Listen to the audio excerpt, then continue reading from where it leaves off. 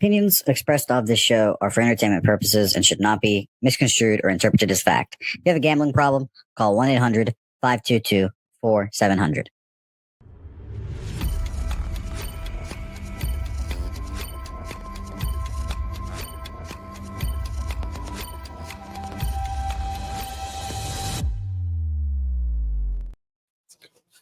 And we are live here on a Sunday morning, a beautiful Sunday morning over here. Welcome to Walk Off Wagers presented by Pub Sports Radio. Your guy Wine Time Sports with my co-host right here, Spoons Bets. Guys, if this is your first time here, we break down the entire MLB card. We've been doing it for a couple months now, man. It seems like it's been flying by. It seems like a lot shorter than it actually has been. I know we've probably done, I'm going to guess 10 Sundays together, probably even more. So we've only got 3 left, guys. We've got 3 left. We're going to the end. We're going until football season starts. So we're going to be going strong until then. We've got some nice cards coming up. So I'm excited. This is going to be a fun card, Spoons. We've got already people loading up in the chat right now. I know me and you have already loaded up on some plays today, both on 5 plays. And I believe we're all in different games today. And so for a big card today, it's going to be fun if both of us have an opinion on more than half of it. Spoons, how was your week, my guy? I know you're coming off an impressive Saturday. Always love to see that because Saturdays are one of my worst days. I had a 1-2 day yesterday, but I've had more plays than that, and I had a worse day than a 1-2 day. But on Twitter, we had a 1-2 day. We'll take it on the chin. We had a nice week last week. I'm excited to get back to it. Spoons, take over, my guy. How was your week? Yeah, it was a pretty good week. Added a few units bankroll-wise. Really kind of up and down. Started up super hot, then got a little cold, and then Friday and Saturday were pretty even. Saturday obviously went 4-1 actually. Pretty excited to attack this card. Lots of good baseball. Did you watch anything yesterday? The rookie for the Mets, that pass, he had a slider, 3,000 RPMs, they said, of spin rate. That thing was moving crazy. Sheesh. God damn, no. That was actually one of the games I wasn't watching, but that's pretty crazy right there. Shout out to him, man. Some of these young pitchers coming up, man, they're going to have stuff that a lot of these guys over the years haven't had. They're going to develop it at a young – it's crazy to see, especially out here, man, in Orange County, just seeing, like, all the facilities they have and everything they have at their disposal. Back in the day, it's like you had to find a hitting coach or a pitching coach through a newspaper, you know what I mean? Link up with them. Nowadays, it's all through social media and stuff. So things are definitely trending in the right direction. Shout out to our guy, Razor Sharp Pick right there. He said, shout out to everyone. What's up, fellas? Today's the day we break 100 units. Our guy, Razor Sharp Picks, up 99.28 units on the season. That's an impressive season right there, Razor. I've never won that many units in a season. That's very impressive. And there's a reason why my guy does so well in this industry. One of the best out there in Razor Sharp Picks right there. Shout out to our guy, AM, right there. He said Philly, Washington, under 9.5, -110, projected 9.2. We've got Dave McKinnon in there, said good morning. My guy, Ron Lofton, in the building, coming from us from Lake Havasu. I believe that's where Ron Lofton is. It's a beautiful place right there. I'm sure it's hot out there, though, Ronnie. But shout out to you, my guy, Noel 207. We got Wags in the building, MLG Beavis, TJ, my guy. TJ went 8-0 on Jimmy the Bag show on Friday with me. We all went live. He gave those out all publicly on the air to everyone that was watching. So, and I know my guy TJ, that's a good day right there. That's a good day for anyone. And that's a great day, man. So shout out to him. Keep working hard, my guy. Jim Casey in the building, Nicholas Handy, Swaggy, always Brooks was here. I wondered if Swaggy's name is Brooks. I know the quote from the movie in Shawshank, but I wonder if his name is actually Brooks. Let me know, Swaggy McNolegs. Shout out to Justin McKelvey. He might be joining us later. Stacks play the day right there. Oh, I'm excited to get into it, man. We got Ron Crawford right there. Sports scientist Jacob said he's watching from the beach right there. Shout out to Martez. Danny said, good morning, everyone. Hope everyone does well today. We got to get to it, Spoons. We have a loaded card today, and it starts right here with game 1. And I was wrong. We both have a play in this game.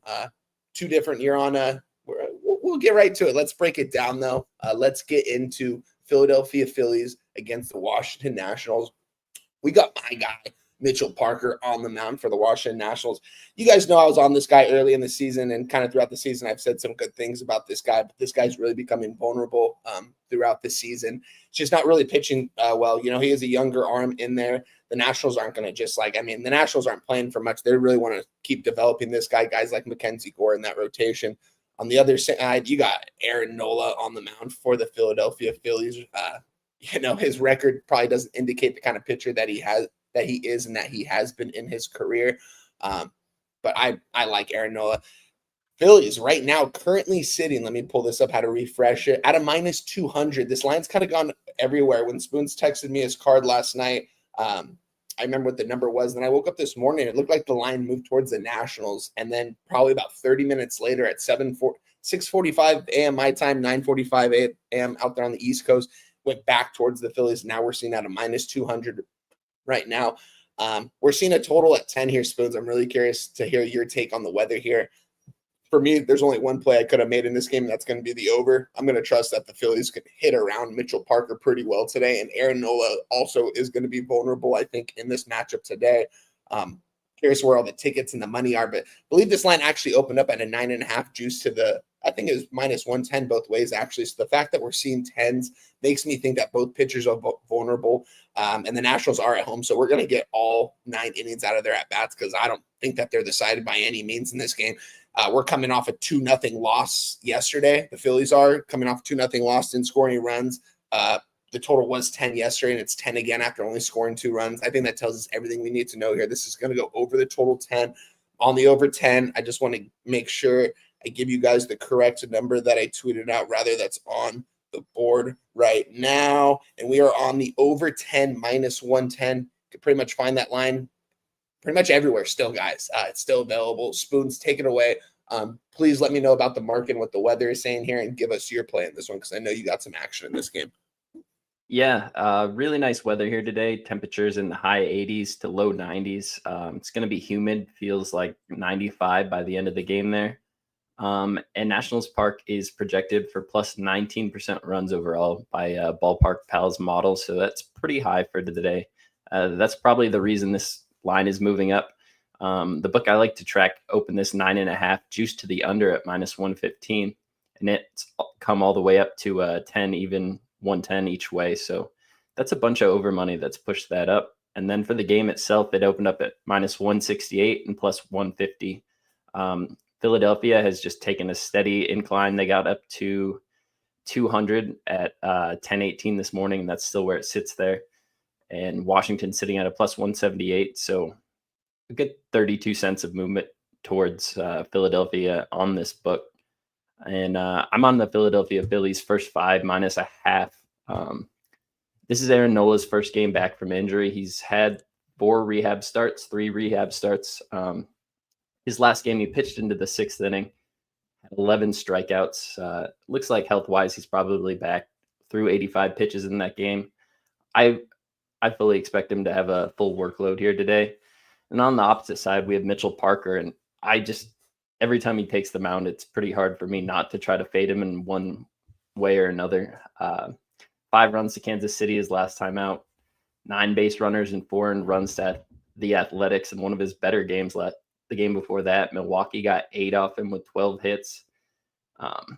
There's just not a lot of ways that I would like to back Mitchell Parker, and he struggles more with lefties than anything, and that's all those big bets from the Philadelphia side. So I just wanted to isolate this to the first 5. Phillies bullpen has some question marks right now. Their closer just took a ball off the ankle. He says he's good, but he hasn't pitched yet, and kind of have some concerns about that with Duran. So I just wanted to isolate this to the first 5. Yeah, I like it, Spoons. I like the number you got as well. And shout out to our guy Razor Sharp Picks in the building, and our guy Nasty motherfucking Nate right there. They both gifted 1 Pub Sports Radio membership. Shout out to my guys right there, my roommates out there in the San Antonio for Pubapalooza, man. Had a good time kicking with those guys every day. Getting Whataburger with them at 2:30 in the morning, being the only car in that drive-through, going back, eating all that food, man, smoking, drinking. It's such a good time. Shout out to you guys. You guys already know what I'm going to do here. I'm going to take a shot for our guys, Nasty Nate and Razor Sharp Picks, always showing support over here on the channel and for the show. Appreciate you guys. Love you guys. Good luck on your action today. Cheers to you guys. We're back on that sailor today, guys. No more Captain Morgan. And we ain't drinking tequila. Tequila gets us hungover. So with that being said, we got action on this game. Spoons, Phillies, first 5 minus a half on the run line for the Philadelphia Phillies. And I'm on the over 10 here, minus 110. You got a first 5 action. You got full game action here, guys. So That's a good start for us right here. We can move right on to this next game here.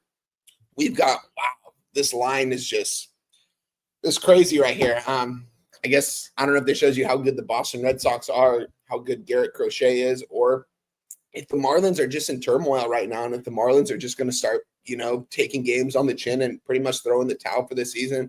They kind of showed that they can win and play clutch time baseball when they need to. Lately, not really showing it, kind of showing their true colors. They had a nice run. We made some good cash on them, and we got off of them at the right time. Haven't been on them during this losing streak here. This is a game that I don't have action in. Miami, like I said, they're not heading in the right direction. You got Jason Junk on the mound here too. This guy's got some good stuff. He's pitched well at times this season, but on the other side, you got Garrett Crochet, one of the best pitchers in the American League and probably in all of baseball right now. This guy's stuff right now is lights out. And if the Boston Red Sox make a playoff, it's going to be nice to go to this guy in the first game in some series. And Red Sox are kind of firing on all cylinders right now. It's really surprising to see Spoons. It's definitely the team I was most wrong about this year. And I'll come out and say that when I'm wrong about teams. But I was wrong about this team because this team does have heart and they're playing really well. This is going to be game 3 of this series. Been closer games. Boston was kind of winning the entire game yesterday in blowout fashion. The Marlins, as they always do, later in the game, get some runs, chip away. I mean, this game was close going in the 9th inning. They only lost the game by 2 runs when I think they were down 6-0 at one point. So that's interesting. They took a loss 2-1 to the Red Sox, and they just haven't really been seeing the ball well, haven't been hitting the ball well here. This seems like like my guy Nasty Nate says right there, Red Sox smash spot. It's going to be a pass for me. Spoons, take it away if you have anything in this game. Let us know the weather and the market breakdown on this one. Yeah, the weather's going to be really nice here in Boston today. Temperatures in the high 80s, 10-mile-an-hour winds blowing out to right field, modeled at plus 26% runs overall. By Ballpark Pal, it's the second highest park on the board today.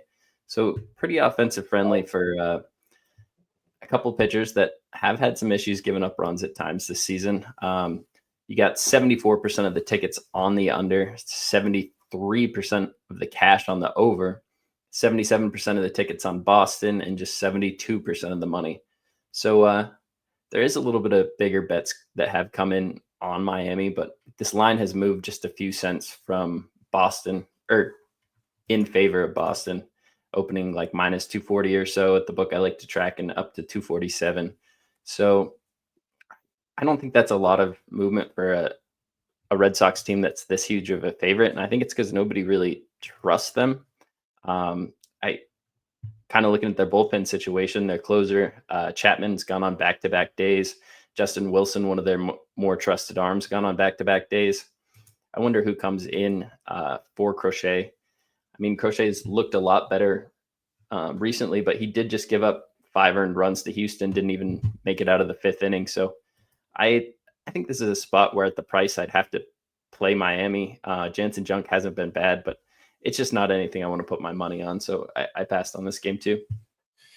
Shout out to our guy, Big Show, in the chat right there. Our guy over there doing great things with the MMA locker room guys, man. I love watching their show on Saturdays. I watch their show. I mean, that stream was, I don't know how long yesterday. I probably watched 70% of it, just pulling it up. Didn't do well on the card by any means. I didn't. I took one on the chin yesterday, but it was a really fun card. Shout out to Sir Mackie Loves Pie. Said, okay. We ain't going to do that, but ain't gonna say that, but shout out to my guy for always donating. That means a lot to the channel. It means a lot to Spoons and I, guys, to know that you guys like what we're putting out here, giving you guys this information, giving you guys our plays. We don't charge you guys for anything. This is all free. Me and Spoons coming on here, I'm coming on here over 8 a.m. over the West Coast. We just love doing this. We love talking the card, and we're just blessed that we have this platform that we do have to talk to you guys, to give you guys the information that we can. Shout out to everyone in the chat, though. Shout out to my guy, Nutflush Allen. I didn't give him a proper shout out right there, but shout out to my guy right there. Shout out to Swish, Turnbuckle Tommy. Talk Sports with JT, my guy. Good to see you. Irish King in there as well. Congo, everyone, man. Shout out to you guys. This is big time right here. AOD in the building, always showing love as well. Hit the like button, guys. We've got a little bit over 100 people in here. People are going to start trickling in, but please hit the like button on your way in or on your way out, whatever it is. Just hit the like button for us. It helps us out a ton, guys. But we are going to move on to this next game here. Let me just pull this up here to make sure the line. The line hasn't moved since I tweeted out my play on this game.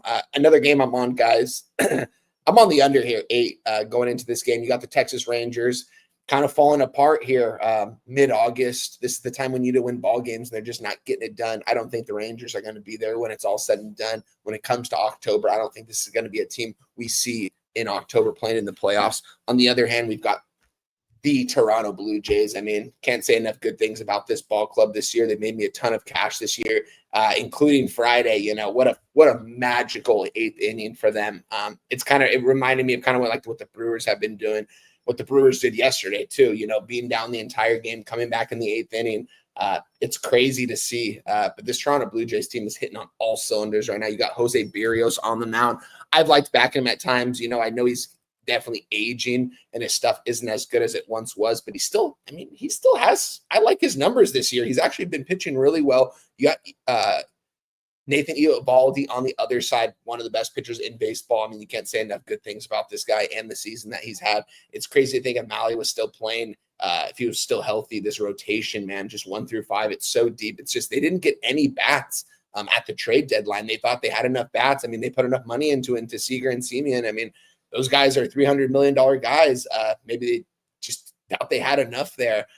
Signing guys like Jock Peterson, though, that was a mistake. But it's still a lot of time left. The Rangers aren't out of it yet. To me, this is an under spot. I think both pitchers can go out there and absolutely duel in this one. I think we're going to see 7.5s here very shortly. If we don't see 7.5s now at some book spoons, maybe you could tell me that when you get to this. But I'm seeing 8s all the way around, juice to the under at -120. That's what I gave out. Wish I could have gotten to -110 when I was capping this card early this morning. Didn't end up moving it on time. So I'm a little bit late to the party. It almost made me take me off this game. But I'm on the under 8, -120. I think it's good money. You could actually get a -117 at one of my other books right now. So you can probably, I mean, I don't think there is any 7.5s on the board quite yet. Although I do think we will get there. Spoons, take it away. I'm on this game. Are you on in this game? And do you have any info on the weather and the market? Yeah, the market's pretty interesting in this one. It opened up a -109 favorite in favor of Texas and -103 to Toronto. It then moved to +100 Texas, -112 Toronto. There's a little bit of 5-cent buyback to Texas where it became a basically pick 'em -105, 107. And then a couple hours ago, it moved to +105 Texas and -117 Toronto, making a 10-cent jump right there. Pretty clear sign to me that this is a Toronto spot going all the way from dog to favorite. It was something I was looking at last night. Just X's and O's wise, I kind of worry about Jose Berrios versus this Texas lineup. They can put 7 pretty good lefty bats in there. All their better bats are lefties, so gives me a little pause there. But Nathan Eovaldi just gave up 5 earned runs, 9 base runners in his last game out there. Before that, he'd looked almost untouchable for the last 9 starts, not giving up more than one game with 3 earned runs, 1s and 0s across the board besides that. But just watching this Blue Jays lineup, it looked like they were missing their spark plug in Springer. He came back yesterday, and immediately the offense goes off. I'm not trying to get in front of that, especially with Eovaldi showing a little bit of susceptibility, giving up runs at this point. I think this is probably a Toronto spot. That's a pretty big move from the books. 51% of the cash and 53% of the tickets is what moved that line from dog to favorite. That's even money on both sides. It tells me that's pretty clear. Maybe we need to bet Toronto. I'll swing back to this in a little bit. It looks like the roof will be closed because there's rain in the area right now and until like 2:30. So I don't see any reason the roof would be open today. So that'll be good for the under there. Yeah, I love to hear that.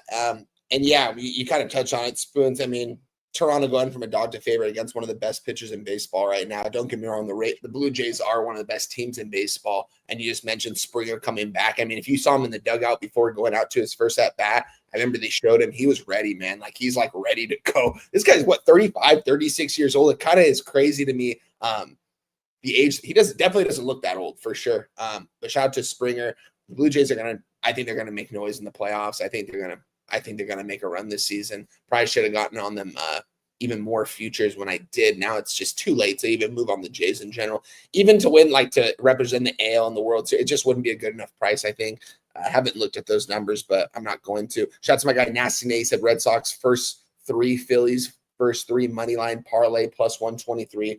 I like that. I mean, I think Phillies are going to smash it. I think the Red Sox are going to smash. But let's see here. Lex Steele, shout out to you. Bo Jackson in the building. And there's our guy, sports scientist Jacob. Already gave him a shout out. But he said first 3 under 2.5 minus 120 in this. So we definitely aligned in this. Coyne said 10 earned runs last 15 at home for Berrios. Wow. Oh, innings pitched. That's not good. Wow. That's not good at all. But we're going to trust both pitchers, and I think the books are telling us that Berrios is going to go out there and absolutely deal, or the Rangers just aren't going to, that the Rangers aren't going to be able to hit, and that's been their problem this season. Going into the season, people were worried about the rotation. Now everyone's worried about the bats, as they should be. But we can move on to this next game, a game that I believe that our guy Spoon's Bets is on for this one. Let me pull this game up, if it will even let me pull it up here. Let's see. Got Atlanta Braves, Eric Fetty, the journeyman, man. I mean, this guy's been everywhere. You know, he's been everywhere in the MLB. He's been overseas, and now here he is now. And look at his numbers, man. This guy's not pitched well this year. I know Spoons isn't a fan of this guy. This guy, he had some nice stuff last year coming back from the KBO. We thought he learned a couple things out there. This season, he's been getting barreled pretty good. I'm trying to find the line here on my book just so I can. Oh, here we go. My bad. Atlanta Braves here currently sitting at a plus 101 on the money line. Cleveland Guardians and Logan Allen, one of their better pitchers, one of their lefties. A team that's fighting to get to the playoffs here. The Braves have been playing a lot better baseball. Don't get me wrong, but this team is not going to. We're not going to see this team in October. Cleveland Guardians here being only a minus 111 definitely has me a little bit like. I step back in my tracks here, Spoons. I'm not going to lie here. You got Eric Fetty on the mound against Logan Allen. I mean, this is a pitching advantage, I think, for Logan Allen, and I think we have a bats advantage here. But at the same time, I mean, the Braves just are playing some good baseball now, as everyone thought they were going to eventually play. All of a sudden, they're playing better. There's our guy right there. Picks from Dave. Good morning, guys. Great stuff. If you bet 100 on Atlanta, first 5 money line every time Fetty pitched this season, you'd be worst. Yeah, that's crazy. There's our guy right there. He said Cleveland first 5 money line. Dave, hopefully we can get you on a show here. We only got 3 shows left of this, so reach out if you want to come on here one of these weeks, my guy. Haven't shared the screen with you in a while. Shout out to my guy 2 cents in there right there. Said I'm up. Morning, boys. It's 11:23 out there, TC. What you doing just waking up, boy? Shout out to my guy out there in Maryland. They held it down there, though, the UFC card. Believe me, being on screen for that long, it tires you out, man. And those guys kill it over there. They killed it last night. Shout out to TC for always showing love, always being in the chat, man. Great dude. Got to meet him in person as well with Big Show. All the MMA guys, and they're all great people. You see them on screen and then you meet them in person and you're like, I like these guys better, you know, and that's hard to beat. So shout out to our guy Swig Bets right there as well. Swish right there. But yeah, Spoons, take it away here. I mean, I know you have a play on this game. Tell me, I mean, is this line not fishy though? Oh yeah. So this opened up last night, minus 130 at some places, minus 125 at the book I like to track. And it's kind of bounced up and down, and it's sitting at minus 112 Cleveland right now and plus 100 to Atlanta. The total opened up at a 9 as a pick'em, and it's dropped 10 cents to it's juiced to the under 9 minus 120. The weather's not super favorable for runs, plus 5% runs overall. Wind blowing in from left to right, more towards home plate, actually, 11 miles an hour in. So not the best weather we've seen here at Cleveland this week. It looks like all the bats are in for both sides, just going up and down Cleveland's lineup and Atlanta's lineup. I don't see anybody missing that would move that line. So pretty clear move from the market. 55% of the tickets are on Cleveland and 50% of the cash is on Atlanta. 80% of the tickets on the under, but 57% of the cash on the over. So this total opened at a 9. It's a little bit juiced to the under now. I think that's that wind blowing in, people looking at that kind of stuff, moving it. I liked Cleveland a lot better last night when I saw the price at minus 125. That's around when I bet it. Not a great move from the market, but I don't understand it. Like, Logan Allen has been very serviceable at Yeah. home all season. I don't think this is a spot where he necessarily gets touched up by this lineup. And Eric Fetty on the other side, I mean, every time he comes out, gives up 3 or 4 runs, if not 6 or 7. And that's going back 10 games now. Guardians are much better against righties than they are lefties. Just got 5 off Cabrera, 4 off Perez, 3 off Junk. I consider all those guys way better than Fetty. I'm still on it. I would rather have the -110 in my pocket right now, but do you think out of these two bullpen spoons, who do you think is more vulnerable? Let's say if both these pitchers go 5 innings, who do you think would be more vulnerable in this final 4 innings? So Iglesias is on 2 of 3 nights, the Braves closer. Cade Smith and Hunter Gaddis, Sabrowski have all had back-to-back days off. That's the 3 best arms in Cleveland's bullpen right now. Wow. I'd say Cleveland's fresher. I trust the arms a little bit more outside of Iglesias. He still obviously has nasty stuff, but that would be a 3rd game in 4 days for him. I would give the bullpen advantage to Cleveland. That's what another reason this doesn't make a ton of sense. It does in spoons because I'm looking at the first 5 right now. And in fact, I mean, they think the Guardians, are more live in the first 5, -125 compared to -110. This is a tricky spot here, Spoons. I mean, I know where Dave's going here. That profitable, you know what I mean? That's very profitable, fading Fetty in the first 5 here. And I think maybe you can do that and come out successfully. This full game, this just screams like if I'm sitting here with razor sharp picks in San Antonio and we're capping this game right now, we're asking each other, Atlanta Braves not fighting for the playoffs. Cleveland Guardians fighting for the playoffs. You got the better pitcher on the mound, better bats arguably, but I mean, you got the clear-cut better team than Cleveland Guardians, a team that's trying to make the playoffs. You're only at -110 in the full. It just doesn't make sense to me here, guys.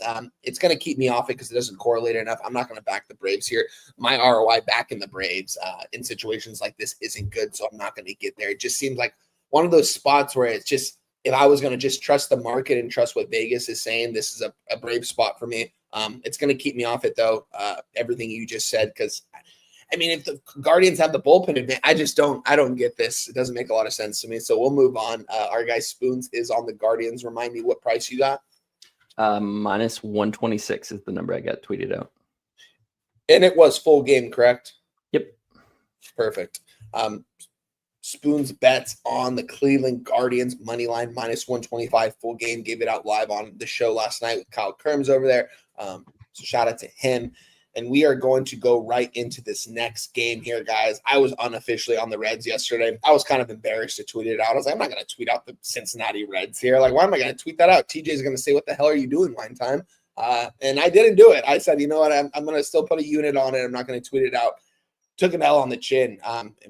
Just one of those games, man, where it's kind of been at times this baseball season where it's like you have a clear cut of like you're winning the entire game, and then the 8th inning comes around, they tie the ball game. Brewers don't score in extra innings, don't score in the 10th inning. Reds have the opportunity to win it in the bottom of the 10th, can't score. Then what do the Brewers do? They hit a 3-run bomb in the top of the 11th inning, and then the Reds, I believe, were able to score their guy from second, and then Marte comes up and just hits a moonshot to left field, just an absolute missile bomb off the bat. And they ended up losing the game by 1. This Brewers team can't say enough good things, Spoons. I've never seen anything like it in baseball. I've never seen a team quite like this win the way they do and how they do. They never give up. Shout out to people that have been backing them every single day, man. You're making some serious cash on these guys. Can you do me a favor? Here's Jose and move it to the graphics for Milwaukee and Cincinnati. There we go. Jose Quintana, though, is on the mound here for the Milwaukee Brewers. He's having a good season. I mean, I thought this guy was pretty much 1 foot out of the majors when he was pitching in Anaheim, 3 or 4 years ago. Was getting absolutely lit up, barreled up, everything. And here he is now, man. He's been very serviceable these last couple of years.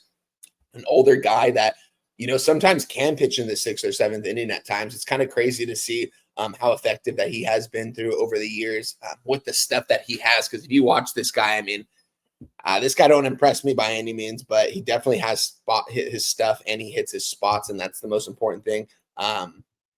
And going into this one, you got the Cincinnati Reds, their ace, Andrew Abbott. I mean, this guy's been lights out this season.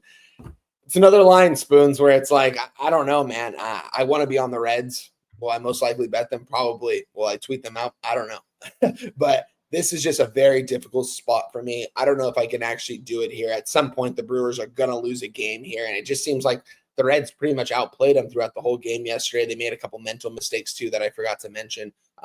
Ellie De La Cruz out there, but whatever. Shout out to them. It's going to be a pass for me as of right now, Spoons. I want the Reds, though. I want to back Abbott here against the Brewers and Quintana, but at the same time, I know as good a baseball as the Brewers are playing, why aren't the Reds more of a little bit of a favorite with Abbott on the mound? Maybe because Quintana's just been impressive, and maybe he's going to go out there and absolutely shove today. We've got a total here at 9. First 5 price, the Reds are minus 145, interesting enough, compared to the full game at minus 121. That's nearly a 25 cents difference in the first 5 and full game. They definitely think that Abbott's the better pitcher here in the first 5, that he's going to do better, but it's still going to keep me off this game, Spoons. What do you have in this one? Yeah, pretty interesting move in this game. We see different openers across the board, but minus 109 Milwaukee, minus 103 Cincinnati, and then it's flipped from dog to favorite, plus 108 Milwaukee, minus 120 Cincinnati. Just looking at this game, I look at the Milwaukee Brewers, who have a double header with the Chicago Cubs on Monday. And if we look at the Milwaukee Brewers bullpen right now, every single arm, their top 6 arms have now gone on back-to-back days. The only arm even trustable that hasn't thrown in those 2 days is Shelby Miller. So that's Miguel, Uribe, Koenig, Ashby, Mears. So this has been a really good Milwaukee bullpen, but that's those guys who've been good. So you're going to have to put at least a couple of those guys on 3 days in a row if you're going to try to win this game. And that's knowing you have a double header tomorrow. So I think they would like to try to preserve as many of those arms as possible. Makes me think they're going to try to leave Quintana out there for a long time, regardless of if he's pitching well or not. And Jose Quintana's been an innings eater for his entire career. Just looking at him with the Chicago White Sox, the Cubs, I mean, he always gets to 200 innings. I think this is a spot where Cincinnati could get a few runs off him early, and Milwaukee just is forced to leave him out there. I just looking at that bullpen concern for Milwaukee, I don't see a way to back them full game, but I still like their offense. And on the other side, Andrew Abbott's been giving up runs here recently and on the road, like versus the Cubs, he gave up 4 earned runs on the road. The Mets, while they were hitting absolutely nobody, gave up 2 earned runs pretty early on in that game. Philadelphia got 4 runs on him, didn't even get out of the 4th inning. So while Abbott's been really good on the full season, I think when he faces a good team on the road, or a good team at home, it makes it difficult. This is a spot where I could only be on like a Brewers team total. I don't trust the Reds bullpen enough to keep this one home. You can get 4.5 at plus money. It's enticing, but I think I'm going to pass on it. 2 passes here from Spoons and my guy is from Spoons and myself. And there's my guy right there. Gorky said Phillies, Nigeria, money line plus 114, Afro Basket, MLB. Shout out to my guy right there. He's going to be joining us for Sunday Night Baseball. And shout out to Gerald Jones in there. He said Quintana outs over sounds good. I think that's what he's trying to say. For sure. Shout out to my guy Old E in the chat as well. Appreciate you, Old E, for showing out. I know you work hard during the week, so your weekends you like to sleep in, but I know at the same time you're capping these baseball cards. So shout out to you. Shout out to our guy Dougie Wise right there. He said, "How about my Niners beating the Raiders?" So Dougie, you a Niners and Dodgers fan. That's interesting. Shout out to you, my guy right there. But we can move on. This is going to be a pass from Spoons and myself here. Action Jackson said, "I know you like tequila." I do. It just gets me hungover the next day sometimes. Lex Steele said Brewers bats first pitch against Abbott is fired. Check the stats. Sir Mackey loves pie. When Gorky makes you a drink, it's always shaken, never stirred. Unless it's whiskey, though, right, my guy? Shout out to him, though. Heck yeah. We can move on to this next game here, guys. We've got an AL West team that kind of running away with it at this point. They're 15 games over 500 right now. Not quite running away with it yet, but they're playing some good baseball as of late. The Baltimore Orioles coming into this one 11 games under 500. Got Dylan Kramer on the mound here. I'd like to think of him as a journeyman, but I don't even think Dean Kramer is a journeyman. But when I ever hear about him, I feel like he is. You got Christian Javier on the mound for the Houston Astros here. This is a weird line here, Spoons. I'm going over some things really quick, and it's looking like, yeah, this is difficult here. So the Houston Astros, I mean, why are they only this small of a favorite? I mean, Kramer has been pretty serviceable this year. Christian Javier, I don't know how many innings we're going to get out of him today. To me, this seems like a little bit of a suspicious line looking from the outside in. Seeing the Astros only at -125. Maybe it's because the Orioles have been playing some better baseball the second half of the season. We haven't seen them really quite priced as big underdogs against teams this season. So that may be why. We've got a total here at 8.5 juice to the under at -120. Take it away, Spoons. I don't have a play in this one, but let us know the market and let us know the weather in this one. Yeah, this one opened up +120 Baltimore, -134 Houston. It got up to -137, and it's back down to -125 for Houston. So some movement to Baltimore. It's kind of bounced back and forth. Some books I see -145 at one point. So definitely some respect coming to Baltimore here. Watching the game yesterday, Houston had a really hard time trying to score runs. They got into extra innings, and it just seemed like they couldn't get that guy from second home no matter what. The bullpen looked pretty decent, but they still don't have Hader back there. He's probably not going to be available until the postseason. Just that offense still, like, it sounds like their best bet is getting closer to coming back. But it's still probably a couple weeks away with Alvarez. He's taking a live batting practice now. Okay. Dean Kramer, he hasn't been a terrible pitcher this season. I could see ways to back him, and this is a pretty pitcher-friendly park. Dakin Park is -8% runs overall. This is a dome, so nothing really affects it weather-wise. And Christian Javier, I mean, he's just coming back from injury. I don't see any reason to climb and try to get a better price now with Houston than you could last night. I think this is probably Baltimore's live for a reason. Yeah. They haven't been killing righties, but Javier was having a bunch of issues with walks in the minors. I could see that popping right back up. And Dean Kramer on the road, I mean, he's shown you some really good starts at points. So I think I'd lean Baltimore, but just off. Leaning Baltimore, but off. Yeah, I'm right there with you, Spoons. Gun to the head here in this spot. I would take the Baltimore Orioles. Seems like it's probably the spot here. There's Justin McKelvey said Turner walks on 4 straight pitches. Oh, yeah, we've got the game on right now, Spoons. I forgot that Roku. Shout out to my guy, Justin. He loves the Roku games because he can watch it. He loves the Roku games. Love that. He's always got to play on the Roku games. He said Turner walks on 4 straight pitches. That game just started there. We're both on plays in that one. So, yeah, let us know. Chat, keep us posted. I don't have it on my TV right now. I kind of want to stay locked into the stream. So once I start watching games, I won't be as locked in. So we're going to stay off that right now, but let us know what happens. Premier League Live 2 now, Swig says. Shout out to him. We can move on to this next game, though. It's going to be a pass for Spoons and I, but normally I would be on the Baltimore Orioles in that spot here. All right, guys, we got my guy right here, Davis Martin, on the mound for the Chicago White Sox, going against Ryan Burgay here from the Kansas City Royals. Again, man, this is, I don't know. This is 2 teams that are pretty much in opposite directions right now. The Royals hanging on threads right now in that wild card division. And even, I wouldn't say the Central. The Tigers are running away with it. But this team, 1 game over 500. They're looking better than a lot of these teams that are fighting for a wild card spot right now. This is a difficult price, though, as well here for them. But I think it's just because of Davis Martin on the mound here. This is a guy I like. I think this is going to be a good arm for them in the future, these next couple of years. Like his stuff. It wasn't enough for me to move on the White Sox here, although I did have a lean. It is interesting enough that this total is a 9.5.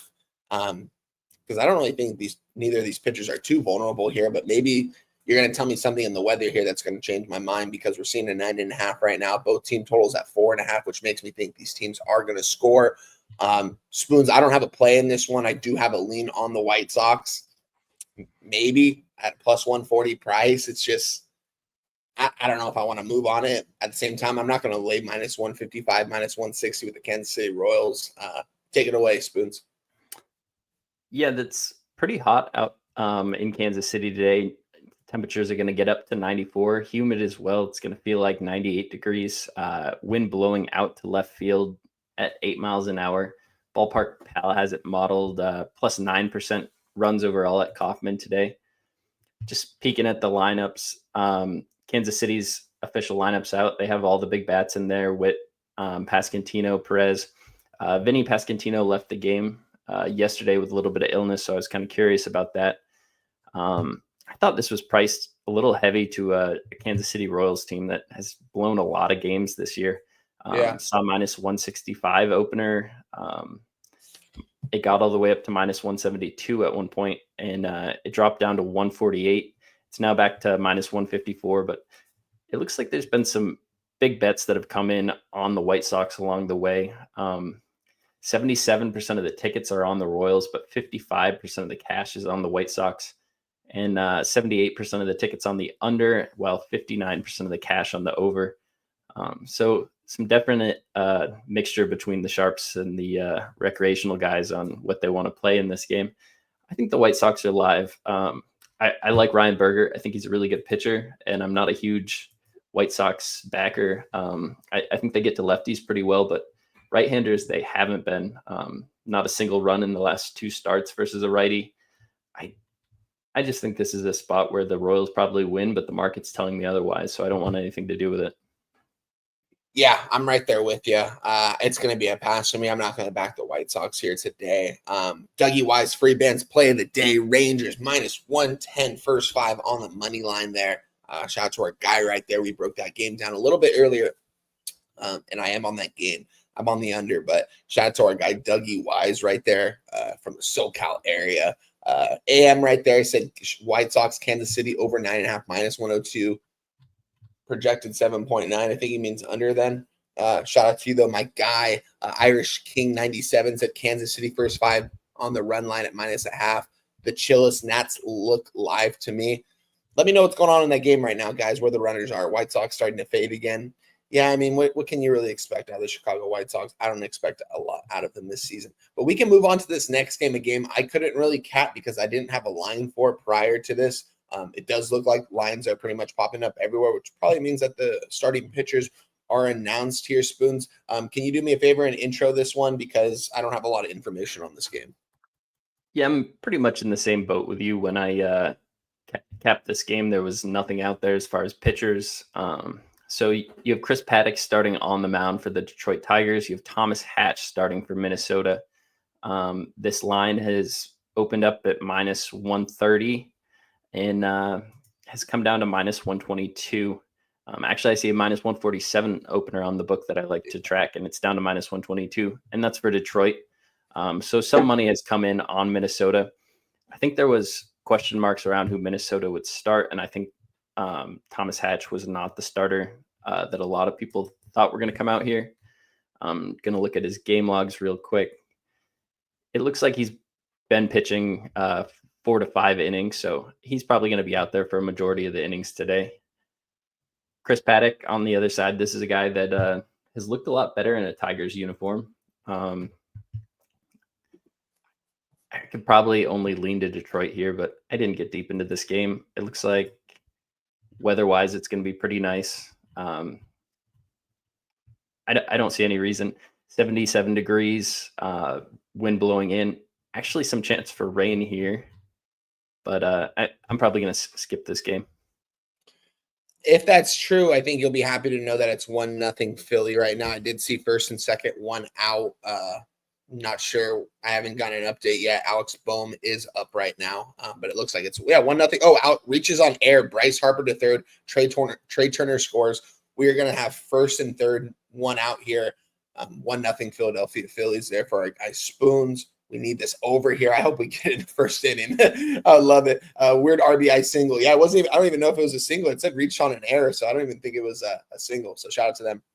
As far as this game goes, Spoons, it's Twins or pass for me. This is a fishy line for me. I don't care. Like I think I'm going to be on the Twins here in this spot. Don't know a lot about Hatch here in this situation. I'm going to look at this game probably after the show again.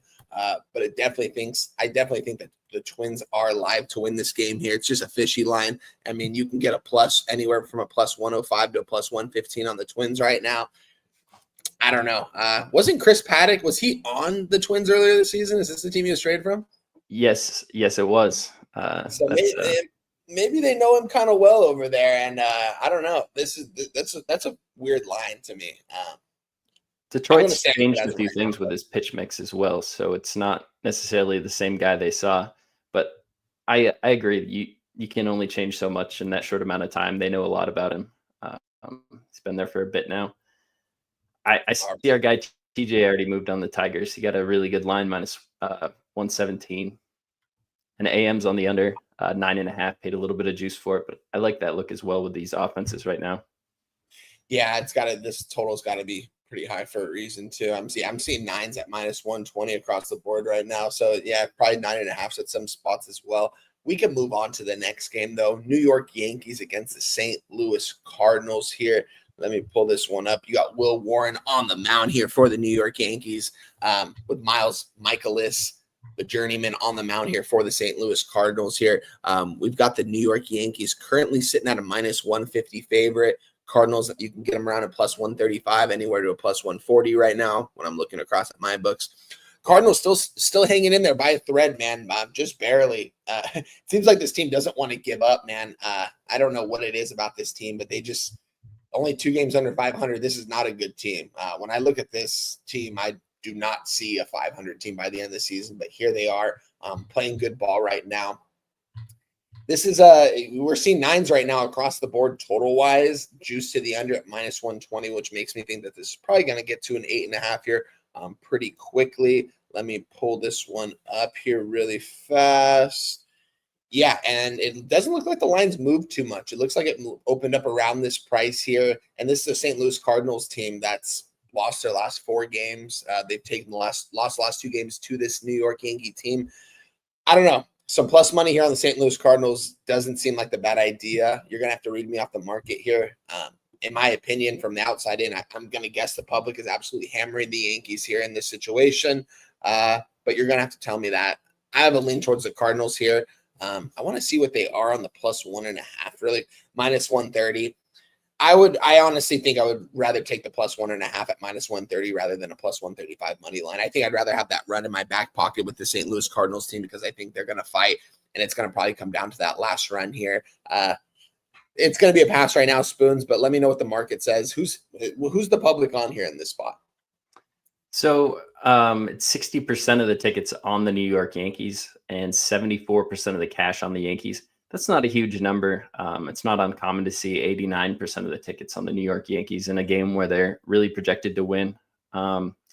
See about 15 cents of line movement from the opener on this, minus 134 Yankees, actually up to minus 152. So 18 cents of line movement there. Plus 120 St. Louis was the opener. Now it's 136. There hasn't been any buyback along the way. It's just consistent 4 to 5 cent moves moving towards the Yankees. On the total, this opened at a 9.5, plus 100 to the over, minus 120 to the under.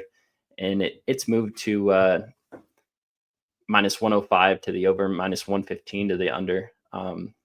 Quite a bit of money has come in on the over in this game, 89% of the cash, with 63% of the tickets being on the under.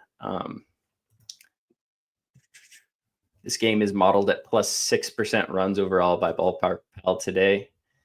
Weather looks pretty decent in St. Louis. I don't see anything. I don't see anything as far as lineups, so you can't see if anybody's out or in today. I'm not a big Michaelis fan. He's been pretty decent at home on the full season, 3.5 ERA. And Will Warren's one of those guys we always like to back at home, not on the road. But I think this is a pretty good lineup. He's only going to see like 3 lefties in the projected lineup for the Cardinals. That's what Will Warren struggles with. And his last road start versus Texas, he didn't give up a single earned run, just a few base runners. I think this is a spot Will Warren can pitch pretty well. The Yankees are in a good spot situationally wise. They don't have a game on Monday, so they can really dump anybody from the bullpen. They got the win last night, and it was by 4 runs, but Bednar had to come in and pitch 3 pitches in the 9th inning. I think they would have liked to skip that, but having the off day Monday, a guy like David Bednar, he had 3 days off before that. I think he's going to be available. Luke Weaver, my second favorite arm in this bullpen, is going to be available. He'll have a day off.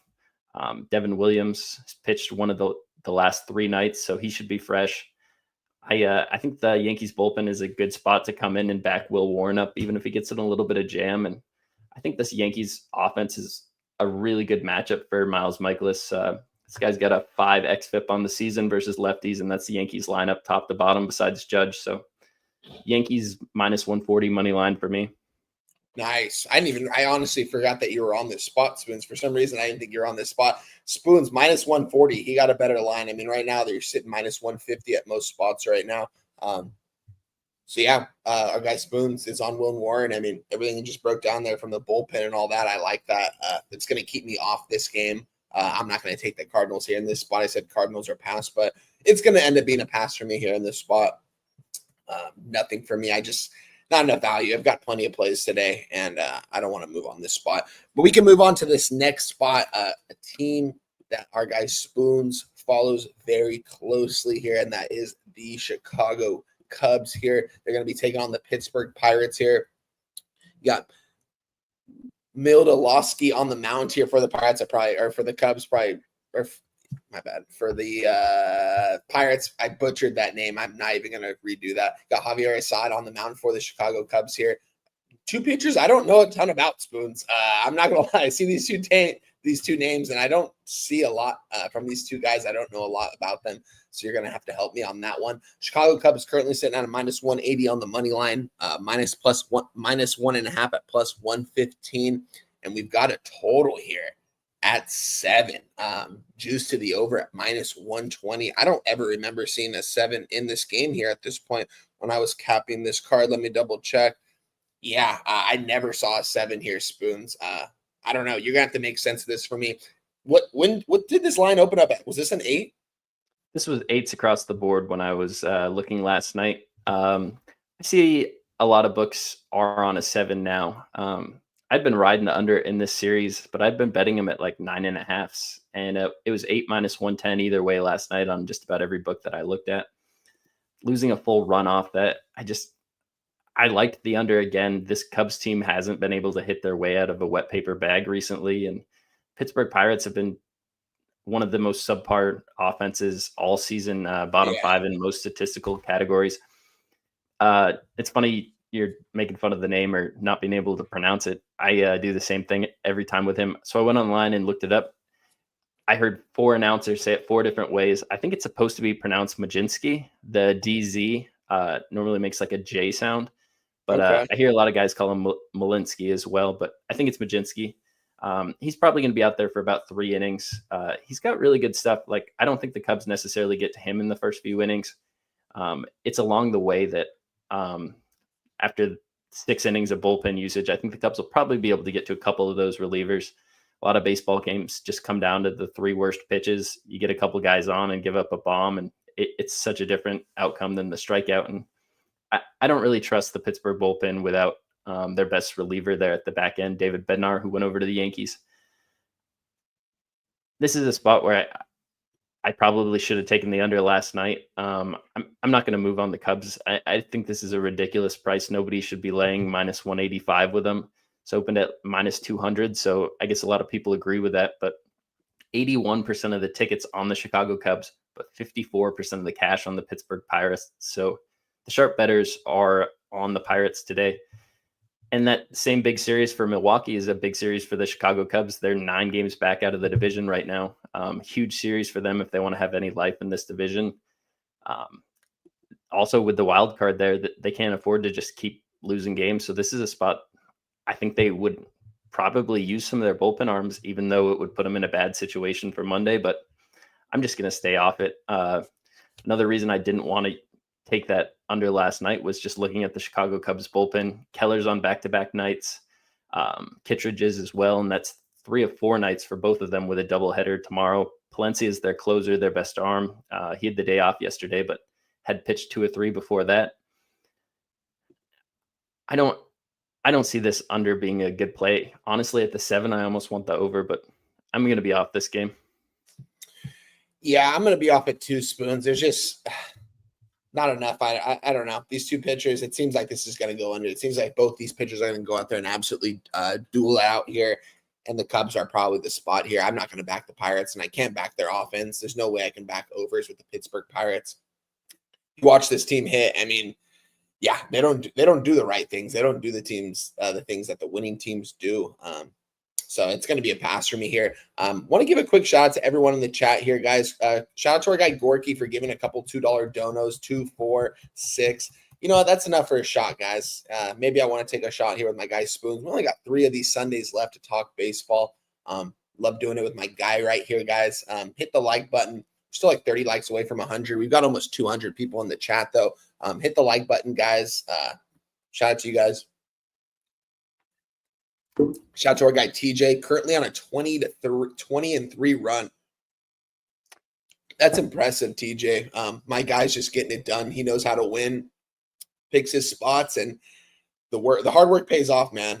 Shout out to our guy TJ, man. It's a blessing to be able to cap games with him. Whenever we're able to get him on screen with us, when he speaks, you listen. So shout out here. 1-0 Phils. Wow. Phillies got out of that here, I believe. Yeah, Phillies got out of it. They had a run. Nats had a runner at third with only 1 out. Nola got out of it. Razor Sharp said, I almost bet the Pirates, but passed. Razor, are you on what was the game that we talked about earlier, Spoons, that I said? Was it the Twins? I think it was the Twins here. Let me pull this up. No, it was the Braves. Razor, are you on the Braves today? Because I feel like that's a game that if we capped together, we'd be like, this is a slam dunk. Let me know if you're on that. But we can move on to the next game here. Arizona, Colorado Rockies here. Sensatella on the mound here for the Rockies. You got Krismat on the mound here for the Arizona Diamondbacks. Let me pull up the current line that we are looking at here. Arizona Diamondbacks only a -143 here. Rockies a +130 on the money line with a total of 12.5. Listen, I'm on the total in this one, guys. I'm on the over 12 and a half, -120 is what I tweeted out. You can get -115s at a lot of spots. I'm not sure why the line went down here. I thought we were going to see 13s across the board by the time we talked about this one. That's not the case here. Let me pull up this other book really quick here just to see. Yeah, that's very interesting. I don't know. This is a weird spot here because the Diamondbacks have been able to take care of business. Oh, wait. The Rockies came back and won last night. I forgot. They had that miracle comeback when that was a crazy, I think, 7th or 8th inning, actually. Shout out to the Colorado Rockies. They actually got the win yesterday. Shout out Jose. Yeah. Oh, was he on him? Yeah. Wow. I had the first 5 Diamondbacks. After that, I was rooting for Colorado. That was fun to watch. That bullpen over there from Arizona, man, it's a reason why they're under 500, guys. Going into the season, they had one of the best lineups in baseball, and it's definitely showing. Gorky, Gorky, my guy. Unfortunately, so yeah, guys, if you guys don't know, this is going to be we have 3 shows left, including this one. Our guy Jimmy the Bag takes over NFL Sundays. You guys know how big that gets over here. So we're going to take a sidestep to that. Me and Spoons will be breaking down MLB with Jimmy the Bag during the week still. And if me and Spoons ever want to come out here and, go live one late night, give you guys some action, I'm sure me and Spoons can do it. But yeah, and I'm sure when it comes to playoff time, maybe we come out with some shows. But yeah, 1 out of 3 shows left, guys. We love you guys rocking with us through this part of the season. There's our guy right there, Spoons. I mean, did you see what Razor just said? Gambler's First Glance, $400 play, MLB Braves money line +100. Jose, if you have a Razor's Gambler's First Glance intro, could you go ahead and run that for me really quick? I know it might take some.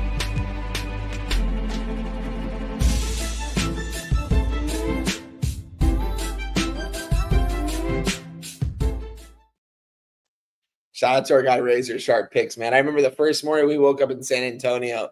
Man, we were drinking the night before, but it was like 5:30 a.m. That's like 3:30 out here for me on the West Coast. He's like, wake up. We got to make some fucking money. And we capped the card there at the kitchen table with some coffee in hand. We went on the patio, smoked a J with Big Show, Nasty Nate, Dabby Cab. Good times, man. Times I won't ever forget, man. So shout out to you, Razor Sharp Picks. I'm going to be with you. I'm most likely going to be on the Braves here, but unfortunately, I think, let me bring this up really quick here. You are on the Guardians full game though, right, Spoons? Yep. All right, I'm gonna look at this game after the show. I'm not gonna give it out quite yet, guys. I haven't placed the bet yet. There's still a couple things I want to look over, so we will see. Our guy BJ said, I think Reds win today. Coin. I was kind of right there with you as well. There's some fishy lines out there today, guys, but doesn't mean all of them are gonna win. TJ, I'm most likely going to find myself against the market or passing. I like LA. We can move on.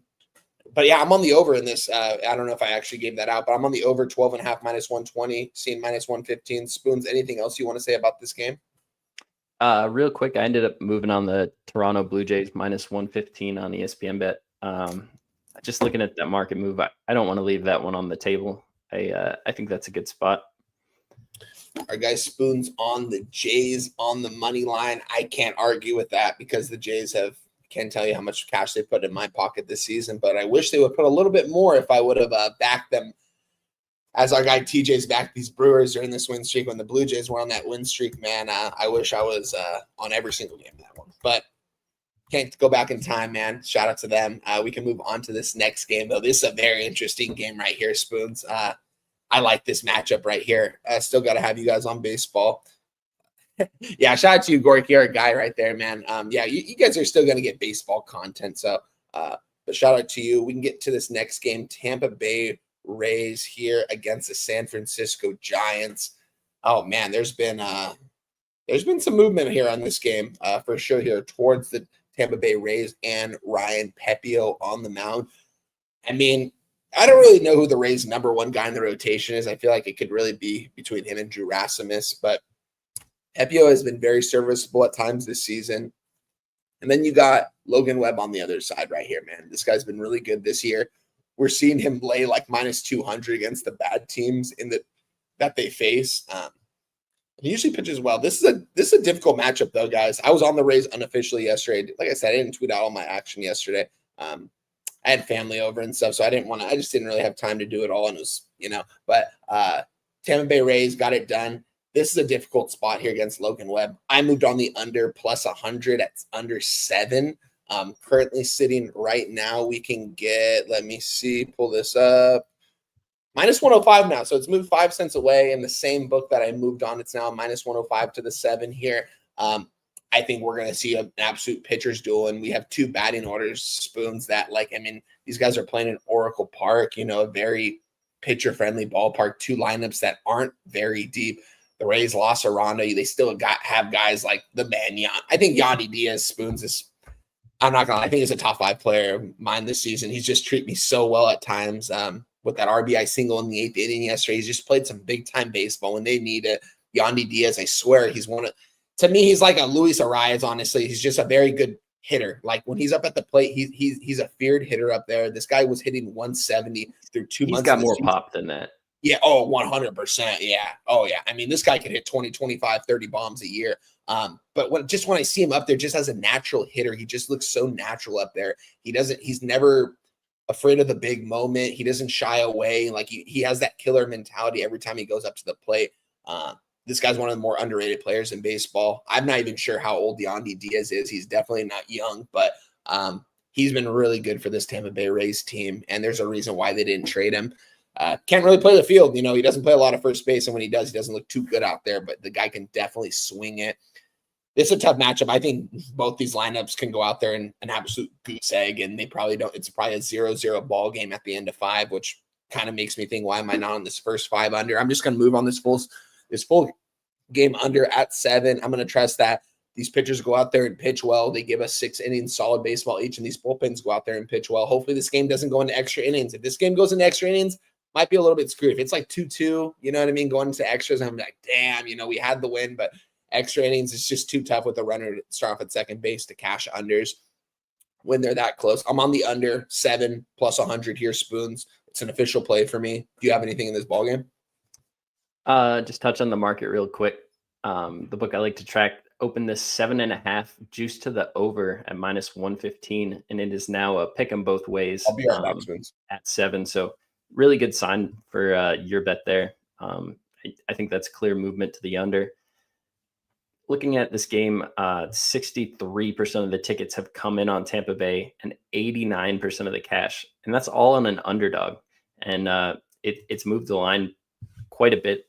This line opened at circa plus 143. It's down to plus 111. San Francisco was a minus 160 favorite, now just minus 124. I moved on this game last night on Kyle's show, plus 140 on BetMGM, I believe is what I got. And I just think this is really off-priced. Clearly, a bunch of people hammered this Tampa Bay line to move it. Maybe they had it off-price for a reason, but Logan Webb has not looked that sharp out there recently in his home games. Just gave up 4 earned runs and 9 base runners to the San Diego Padres. He pitched against Pittsburgh 2 games in a row, 1 on the road and 1 at home, and those have been his only 2 decent starts in the last month or so. Outside of that, his home game before that, the Mets got 6 earned runs off him on 9 base runners, and the Dodgers got 6 earned runs off him on 7 base runners, didn't get out of the 6th inning. I just think Logan Webb is a little overpriced right now. I don't think he's pitching right. I think he's dealing with some arm fatigue, and I think Pepio is in a good spot versus this Giants lineup. Just kind of looking at it up to down, there's so many holes at the bottom of this Giants lineup at this point in the season. Very pitcher-friendly park, and Pepio's numbers don't look amazing, but looking at his last 10 games, he's pitched in 1 pitcher-friendly park, and that was in Detroit. Pitched into the 7th inning, gave up just 2 earned runs. I think this is a spot where Pepio comes out there, pitches pretty well. The bullpens give me a little pause for concern last night, but Pete Fairbanks, their closer, has gone on back-to-back nights, and Yucata has also gone on back-to-back nights, but Griffin Jacks, who I believe is their best pitcher right now, had the day off, so he'll be available. Clevenger will. Fairbanks probably will come out and pitch if they need him to. The Rays have Monday off, so with all that, I had to move on Tampa Bay last night. Spoons, that's a great play, my man. Did I hear plus 140? Yep. That's wild. Shit, that's a great move right there. Shout out to you for that. I'm seeing plus 115s across the board.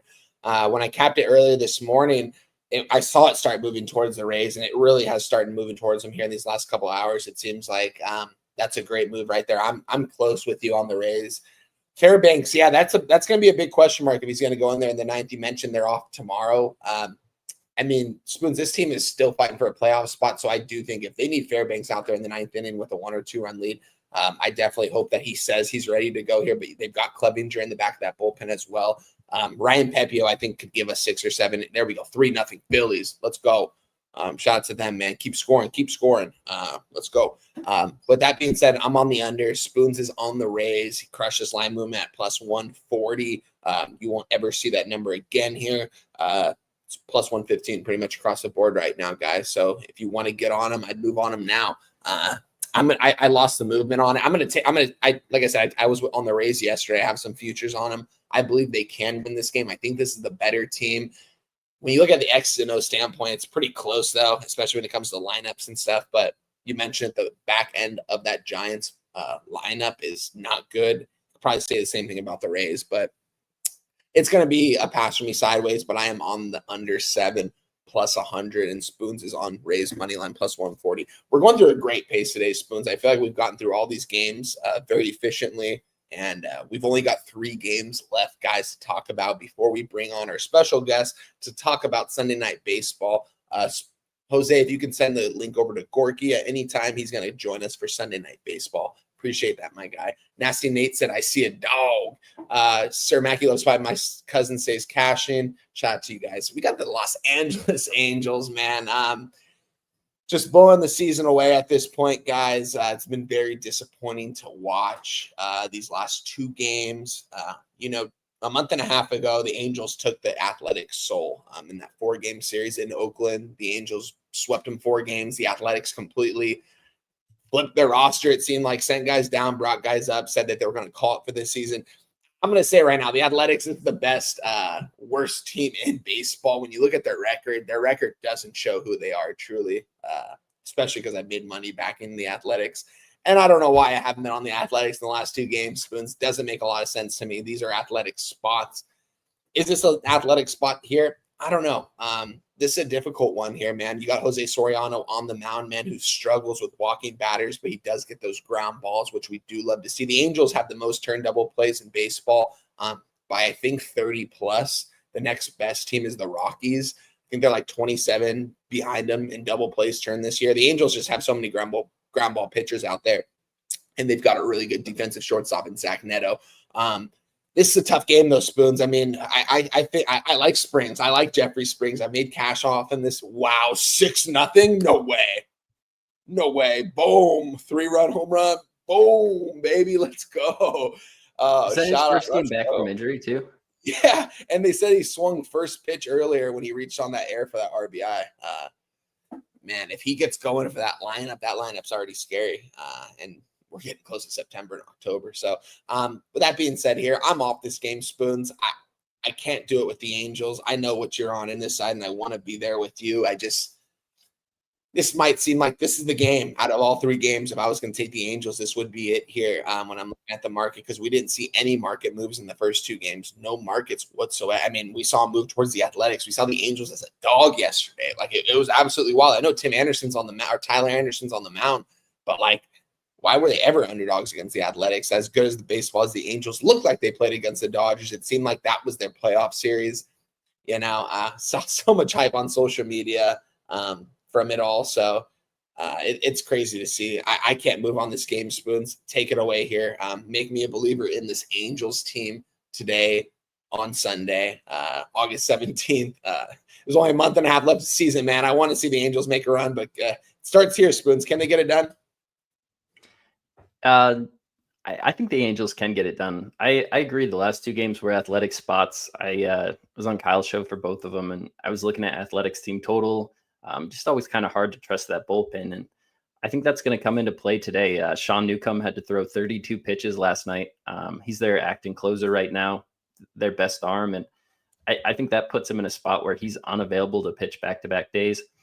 Sterner and Ferguson lead the team in holds, and that's the stat that sets up a save. And they're both on back-to-back nights. Ferguson went 25 last night. So we're going to see some of the lower level arms from this athletics bullpen. And that's why their numbers on the season look so bad. It's not the top arms in this athletics bullpen that have really been letting him down. It's those bottom arms.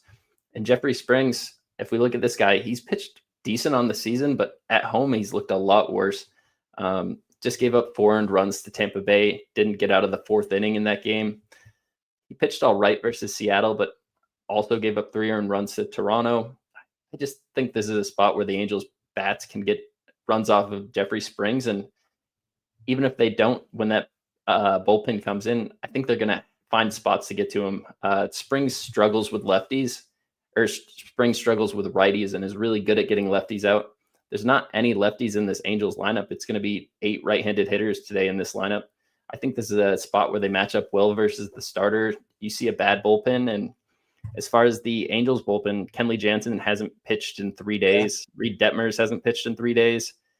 Brock Burke, same story. So all the good arms that you want in this game are going to be available. Chafin threw 4 pitches yesterday. Yeah. I just think this is an Angels spot, top to bottom. I got it minus 108 last night. I think this is just a team that, on paper, if both teams were fully healthy, rested bullpens, I'd probably want to just take the coin flip with the Athletics every time. But the Athletics are missing their one of their best bats in Jacob Wilson still. He'll be back here soon, but he's not going to be back today. So this is just an Angel spot for me.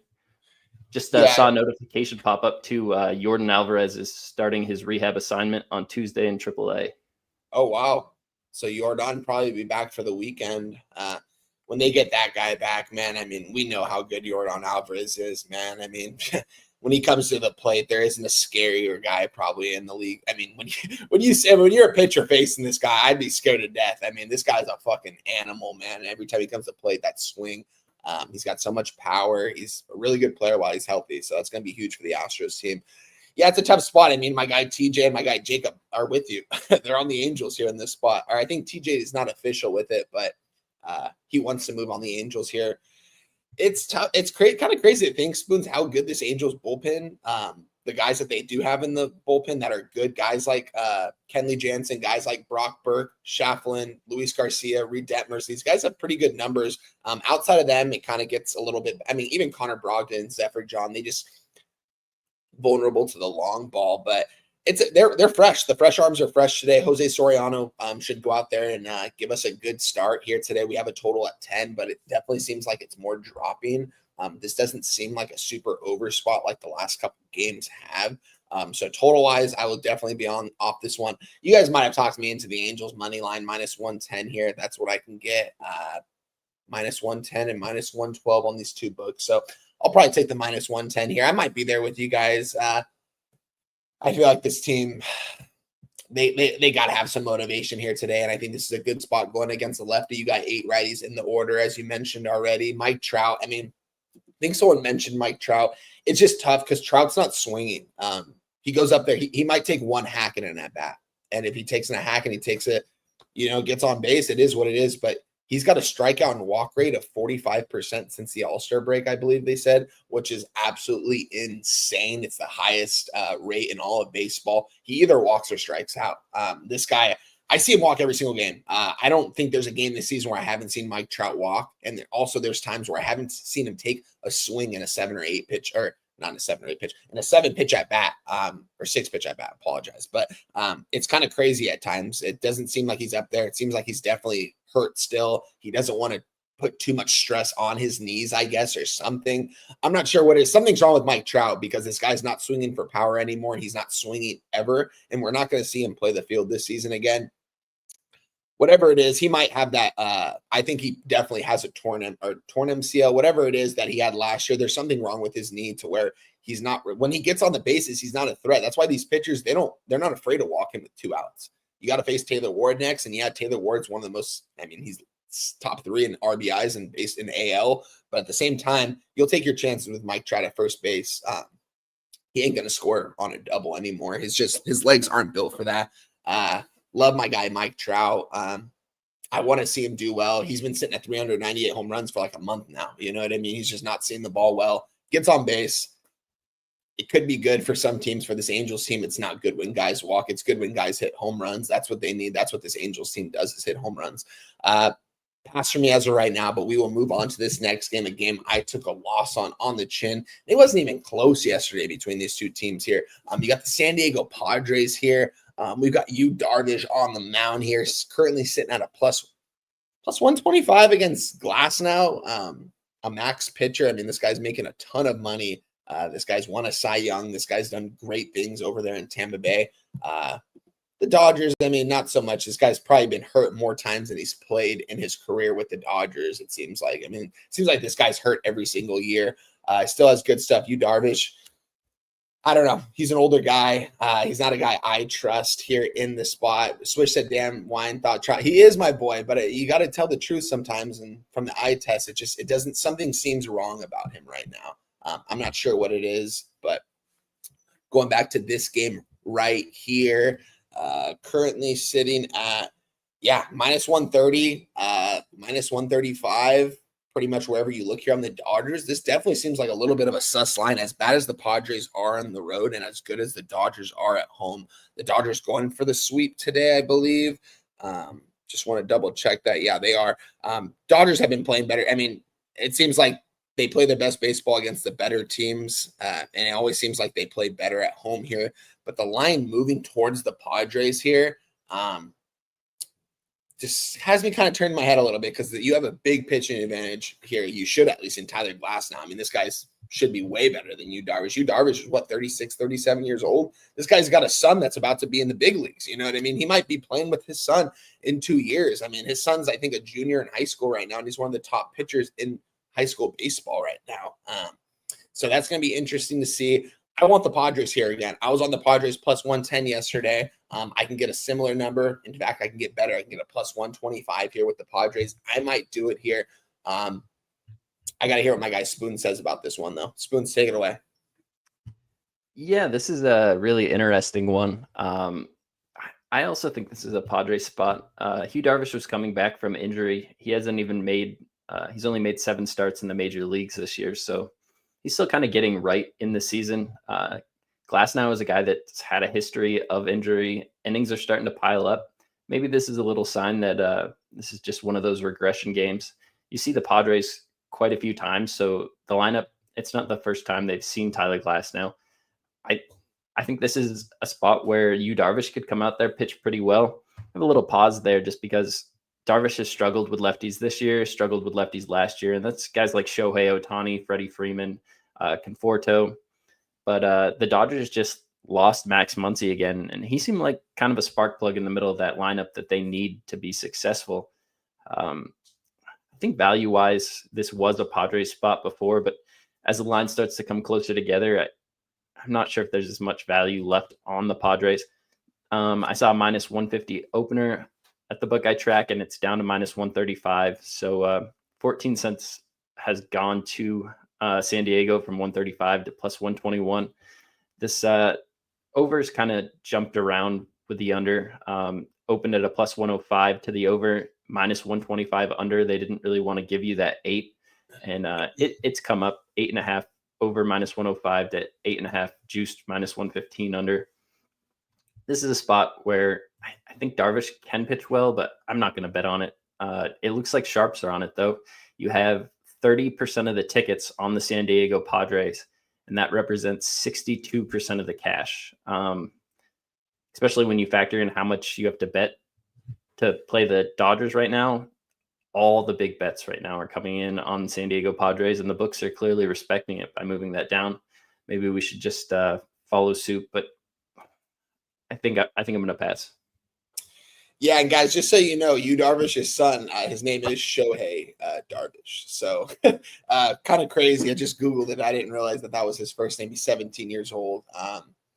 He's got really good stuff. I've seen it on social. I haven't quite seen his tape or anything. I've seen it on social media and seen you out there, training with him and stuff. And I mean, we got Darvish teaching you how to pitch your pops. You know what I mean? That's a pretty big thing. Darvish has had some really good stuff. I know my guy Dabby Cab right there. I mean, Dabby Cab loves Darvish. I don't know if anyone's made as much money backing Darvish as Dabby Cab did a couple years ago. And Dabby Cab said, I just moved on Seager over 1.5 total bases at plus 110. He is over 15 last 15 at bats, but 4 for 7 off Barrios. I think he cashes today. This could be the spot here. This could be the spot here. Dabby Cab, definitely agree with that, but it's a tough spot. I'm on the under in that game, and our guy Spoons officially moved on the Blue Jays money line in that one. So interesting. Justin McKelvey is tailing you, though. He said, Dabby, he's tailing. Shout out to you. But yeah, let's bring on this next game here before we bring on our next guest. We might have to call this guy Gorky Hollywood on sports because I see him backstage right now. So shout out to him, Gorky.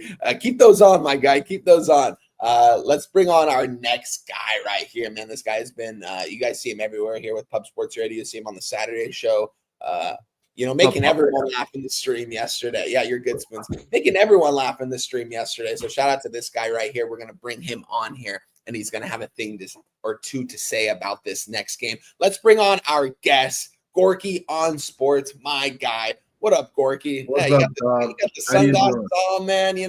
Just waking up, the sunlight's in your eyes. You got to put the shades on.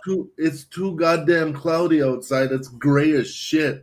I have to protect these eyes, man. Hey, that's the most important thing. Where's Spoons at? Put him back on screen, please. Oh, he'll be right. He's probably taking a quick bathroom break or maybe. No, I thought he was pulling like a cabbie. I thought he was like, 2 people on screen at a time. It's some heck we can do. No. That's not what I come on this show for. No, you're good, Gorky. We're going to let you start this game off here. Let me intro it for you here really quick, though. Seattle, this is Sunday Night Baseball at Journey Bank Ballpark here. Yeah. Wait. Is this – Gorky. This is the Little League game, dog. This is the Little League World Series game right here. Oh, we got one of Gorky. We got another guest from Gorky right there. This game's going to be played in Williamsport, Pennsylvania at the Little League World Series field out there in Williamsport. This is one of the bigger games. They're playing on a Little League field here. They get to go out there and they meet all the Little Leaguers. I didn't realize that this was the game. Look forward to this every year. I remember when the Angels partaked in it a couple years ago with Shohei. You're playing a Little League World Series. You're meeting Shohei Ohtani, Mike Trout out there. I forgot who they played at the time, but it was really cool to see, man. And this is a very cool spot. Mike Trout was out there having fun too. I remember that for sure. Yeah, they had a good time. I mean the Little Leaguer. That's what it's all about for these guys. They got to know that it's bigger. This is bigger than the game, but at the same time, this is a big game. Let me bring on my guy because I know he's ready right here. This is still a very big game. These are 2 teams that are fighting to get into the wild card spot and to try to get back in their division. Seattle Mariners. This team made a lot of good moves at the trade deadline. something that they really haven't done the last couple years. But I don't know. I know me and Gorky are going to be on opposite sides in this spot here. I am on the New York. I am on the New York Mets money line. Well, I'm a lone wolf in this one. You're the lone survivor in this one. I am, because you know what? I still think that the Mets are absolute garbage because of what they do, and not because I don't put money on them. I do, and that's why I know that they're hot garbage. Because when you have as much talent, top to bottom, as they do, they have the like top 5 power hitters in the National League for me, if not the game of baseball, all told, in the major leagues. So I agree. Yeah, continue.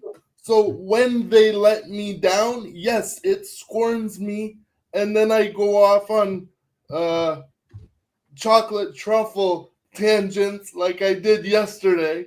That was from the heart. I hate this team. They are hot garbage until they prove me wrong by winning 10 straight or 5 straight or something like this against teams that they should be stomping on. You're not going to win me over. When you do, yes, I will respect you again.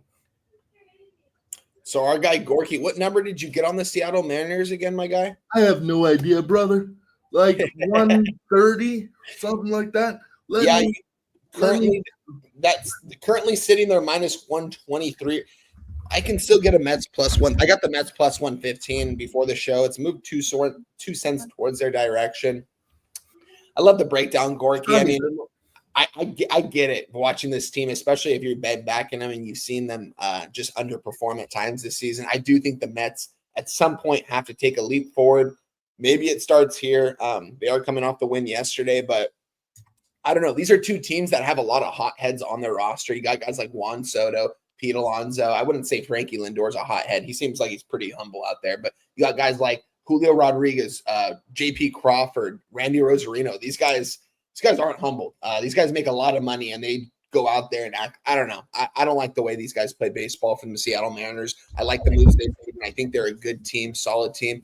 I think that the Mets have a little bit of advantage here. Maybe not starting pitching wise. I do like George Kirby here for the Seattle Mariners. I just think the Mets, they got to at some point win some ball games and go on a run against some good teams.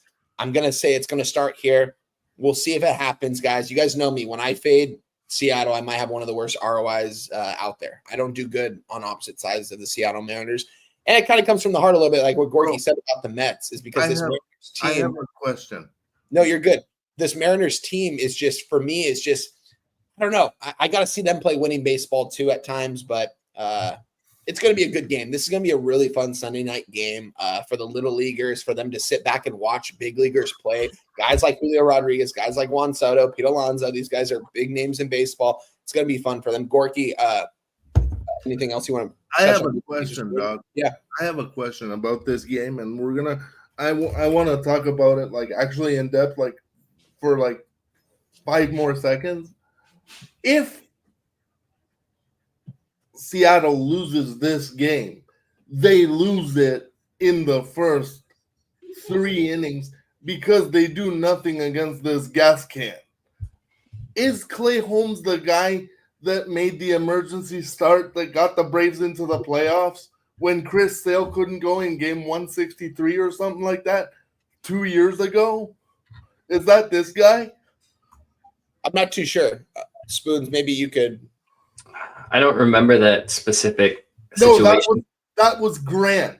That was Grant Holmes. Oh, Grant Holmes. Yeah, I know you're talking. He's on the Braves, I think. Yeah. Yeah, okay, good. But my thing is, you have a pitching advantage.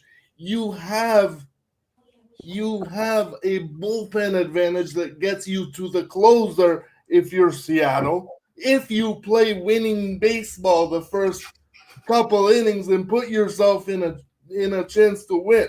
If I have to play catch up against this gas can, then it's their own fault. I hear you. And guys, shout out to everyone in the chat. We've got 182 people in here. Hit the like button, guys. We don't even have 100 likes today, guys. What the heck is up with that? It's embarrassing, guys, that there's 180 something of you watching, and there's like 65 likes or something. Hit the like button, guys. We're 10 likes away from 100. There's my guy C Durs, Wine Time, feeling fine. Shout out to my guy C Durs in the building, right out of Garden Grove, California. My guy right there. The first thing you do when you go click on a stream to watch it is you like and you share. The sharing part isn't even that important, but run up the likes. Yeah, listen to our guy Gorky right here, man. He's saying run up the likes, guys. We only got 3 shows left of this. Our peak was we hit almost 250 likes, which I think was the most. I remember that. I think it's the most likes we've had on the channel, and I couldn't remember when. I know we're still bringing that fire content. I know it takes a lot for me. Like that show, I probably said hit the like button a million times. Offered you guys $50, but a lot of people are moving on to football season. One time they're kind of taking their brains out of baseball. One thing, or actually two. There's always going to be a market for guys that are knowledgeable about baseball because baseball is an everyday grind. And anyone that says that we don't take bad losses because we take shots on teams like the Seattle Mariners against the Mets at +1.5 because I want that cash money. Yeah, I don't want to parlay that shit. I want to play it in a single bet, and I want it to give me more than twice my money. That's my tactic. If I lose, I lose. Yeah. I'm not saying that they're favored. Like, they can lose. Anyone can lose in baseball. You know why? Because you play every day. 162 game season, man. Yeah, it's it could be a college, it could be an NIL college baseball team, NIA college baseball team, and at some point they're gonna probably maybe beat a major league club. But they would. Baseball would be the one sport where if you take a big league club, they can lose to a UCLA or something. LSU. Oh, shout out to our guy C Durs. Give I've never seen this before. A 99-cent dono right there. Shout out to our guy C Durs. I'm gonna take a shot for you, my guy. The red is usually for the $100, dog. What the hell are we doing? Come on, YouTube, step up your game. Spoons, I'm gonna let you break this one down. Oh, there's our guy Swig Bets thinking, our guy C Durs right there. And TJ also said, I wonder who's the guest that day. I'm guessing TJ was on that day. Shout out to our guy TJ. Yeah, TJ was. By the way, TJ, how you can go like 37-0 in baseball is fucking wild. Congratulations, dog. But baseball is a daily grind. What you did yesterday doesn't matter, dog. Facts. Everyone, give my guy Gorky a shout out right there. And everyone give Cedars. I see people giving my guy Cedars a shout out right there. Spoons, take it away, my guy. George Kirby, a guy that you know really well against Clay Holmes here from the New York Mets. What are you on in this ball game? Did he grow up with the Cubs, George Kirby? No, he's just one of my favorite pitchers. Since the first time I watched this guy in the mound, just elite control, hits all his spots, has a bunch of pitches, always working to get better. He's one of my favorite pitchers to watch and back. And I was looking at this game last night, and I was just confused by the price. At the time, I was looking at like -120 for Seattle. I got really close to moving on him. Talking it out with some people, they agreed the price was a little funny. The New York Mets bullpen situation isn't in a great spot. Edwin Diaz and Gregory Soto both pitched multiple innings last night, 2 of their most relied upon relievers. So that's 31 pitches for Diaz. I don't know that he comes back. He's on 2 or 3 nights with 31 pitches. I would assume he's unavailable. Helsley had gone back-to-back nights before that, so he'll be on 3 of 4 if he pitches. I hope it doesn't. There's a lot of signs that I'm like, why aren't Seattle a bigger favorite? I get there on the road. 1 second, boys. I think they have the starting pitching advantage. I think they have the relief pitcher advantage at this point. Yeah. Munoz, Brash, Bayer all had the night off last night. I don't understand this side here. X's and O's want to put me on Seattle, but I think the market's kind of telling us otherwise. 52% of the tickets have come in on Seattle, 61% of the cash. This line hasn't really moved at all. minus 122 opener to Seattle, got down to minus 113, and now has come back up to minus 125. I think this market still has a long time to develop before the final game of the night here tonight. Williamsport is built a little weird. It's really deep to center. Trying to find the dimensions again. 411 to center, 323 to left field, and 331 to right field. Looking at the just last 5 games here, none of them have gone over this 8.5 total. 2019, the Cubs and Pirates, 7-1. 2021, the Cleveland Guardians and the Angels. I want to say that was actually still the Indians back then. 3-0 game. Orioles, Red Sox, 5-3. Nationals, Phillies, 4-3. Tigers, Yankees, 3-2. And it's always that Sunday night baseball game where everybody, they talk about Sunday night baseball unders for a reason. I think this is an under spot. The market, there's 8.5s all juiced to the under as an opener, and it's kind of come up to a pick 'em at some spots. It's even cheaper to bet the under than it is the over. I expect some people to move this line up. If this hits a 9, I'm gonna absolutely smash the under here. I like the under at 8.5, but I feel like there's gonna be some more money that comes in on the over. Right now, the ticket splits say 75% of the tickets are on the under and 90% of the cash. So it's not a spot I really feel comfortable jumping in on, but I think this is an under spot. Maybe the Mets find a way to pull this out. Have playoff aspirations, as does Seattle. I think Seattle should be a bigger favorite, and they're not. This is a game that the market's going to be really sharp on because it's probably going to take more money than any other game today. So yeah, I'm going to watch this closely, see what happens. It's going to be a good game to watch for sure. I'm excited for this one. I had no idea. Like when I was capping this game, I didn't even, for some reason, think about it. You thought it was at City Field. Yeah, and now to see, I know that they do move the fences back. I believe, right? Yeah, they move like 320 or something. Not too far back. It's still going to be like a Oakland Athletics or Tampa Bay Rays or New York Yankees ballpark, probably. But 411 to center is pretty deep. Oh wow, 411 to center. 323 and 330. They make them spread off the dimensions are the edges, so it's not as small of a field as I was thinking either. Spoon's like 8.5. Are we thinking you're thinking the under here? You said. I do think the under. I think you missed it. I read off the last 5 games here. None of them have gone over 8 runs. I think this is a.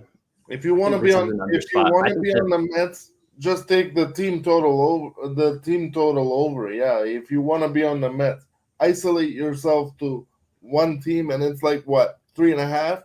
It's a 3.5 at minus 130 right now. Oh, that's not worth it. Yeah, it's.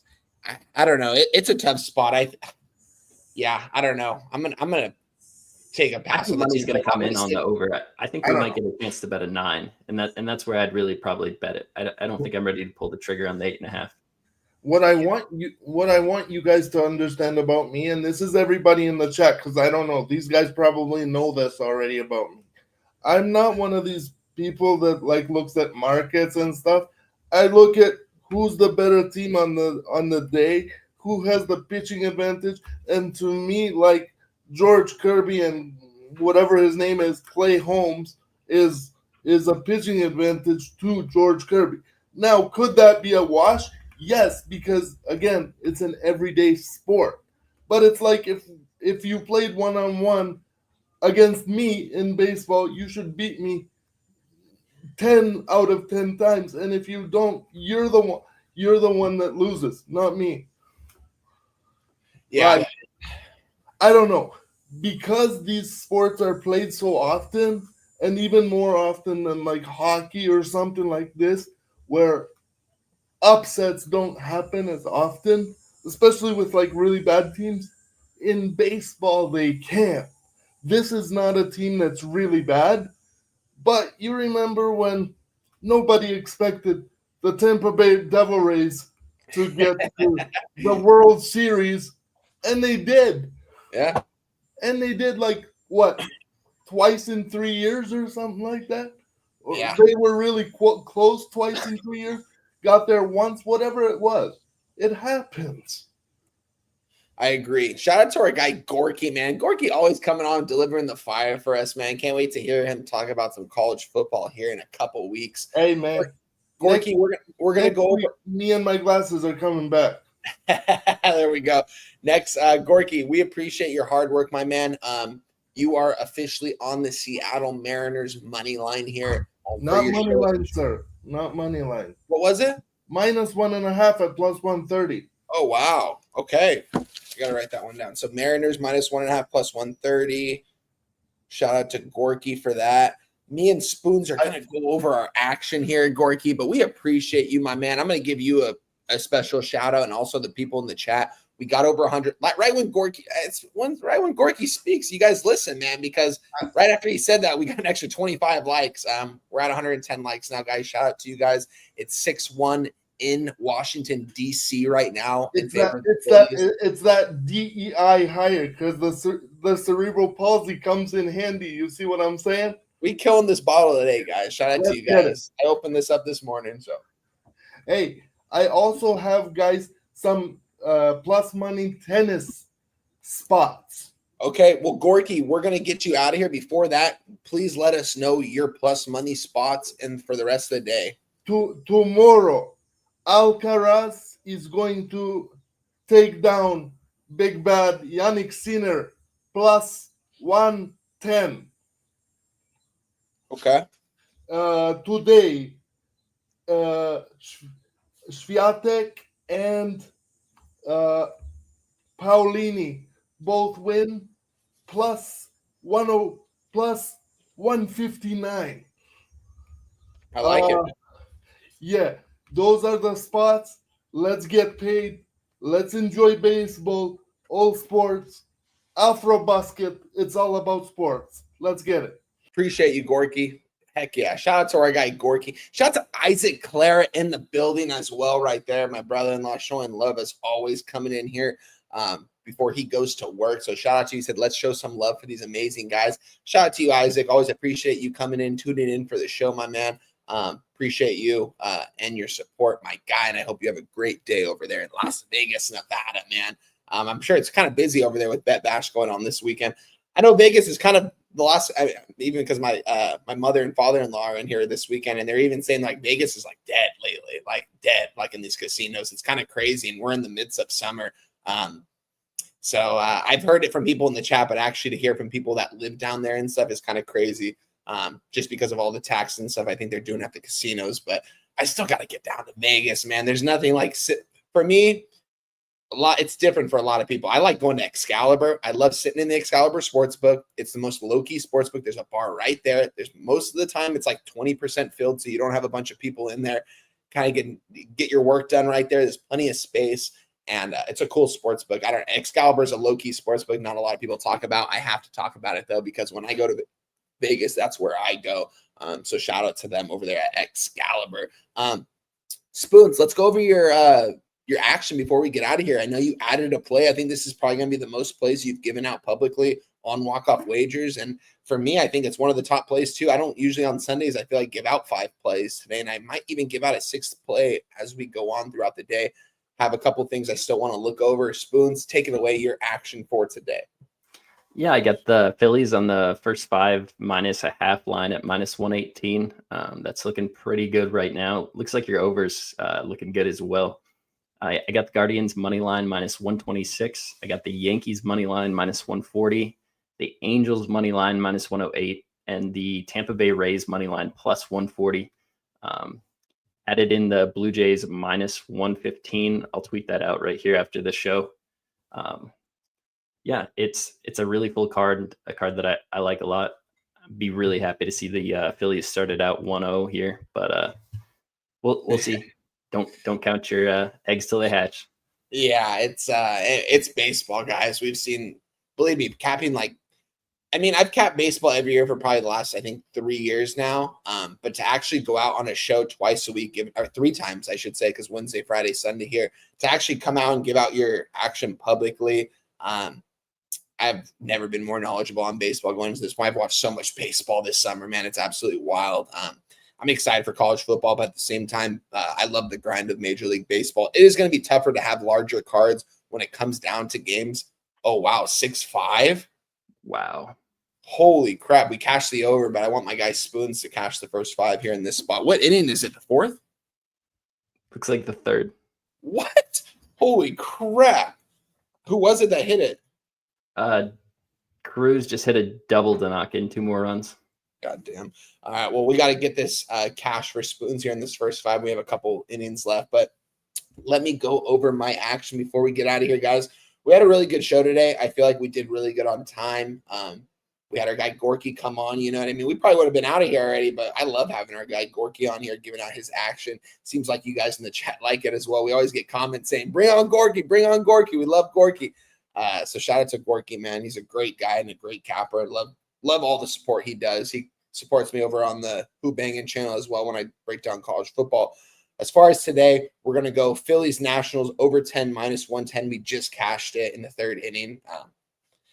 Crazy. Rangers Blue Jays under 8 minus 120. Rockies Diamondbacks over 12.5 minus 120. Mets money line plus 115. And then last but not least, the Rays Giants under 7 plus 100. Love the action for today's Spoons, man. Not gonna lie, man, it's been a really good time breaking down these games with you every single week, every single Sunday. I'm gonna miss it, man. Well, 6-6? What the fuck? Oh my goodness gracious, Spoons. Well, we'll get out of here soon, but so you can sweat out these next couple innings. But shout out to my guy Spoons Bets for coming on here with me every single Sunday. We haven't missed one Sunday, guys. We dedicated the show to Sundays. There wasn't a lot of MLB Sunday shows out there. We never stopped. We've done it every single week. We're going to be cut short in a couple weeks here, but it's been a great time doing it with my guy Spoons, my guy Jose on the 1s and 2s. Love talking baseball with you guys, man. We're going to get out of here, guys, but please hit the like button on the way out and let's leche those bookmakers.